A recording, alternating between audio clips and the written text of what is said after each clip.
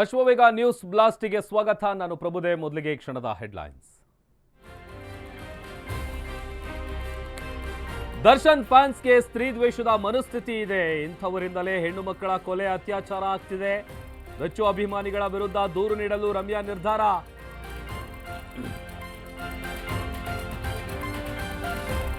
ಶವ ಹೂತಿಟ್ಟ ಬಗ್ಗೆ ದೂರುದಾರನ ವಿಚಾರಣೆ. ಬರೋಬ್ಬರಿ 15 ಗಂಟೆಗಳ ಕಾಲ ಎಸ್ಐಟಿ ಡ್ರಿಲ್. ಕೋರ್ಟ್ ಅನುಮತಿ ಸಿಕ್ಕರೆ ಸಮಾಧಿ ಅಗೆಯಲು ಸಿದ್ಧತೆ.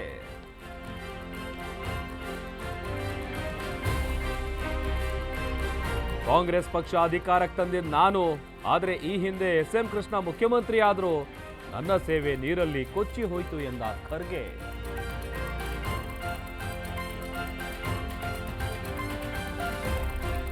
ರಾಜ್ಯದಲ್ಲಿ ತಾರಕಕ್ಕೇರಿದ ರಸಗೊಬ್ಬರ ಗದ್ದಲ. ಇಂದು ಸರ್ಕಾರದ ವಿರುದ್ಧ ಬಿಜೆಪಿ ಹೋರಾಟ. ರೈತರ ಮನೆಗೂ ಭೇಟಿ ನೀಡಲು ಕೇಸರಿ ಪಡೆ ತಯಾರಿ.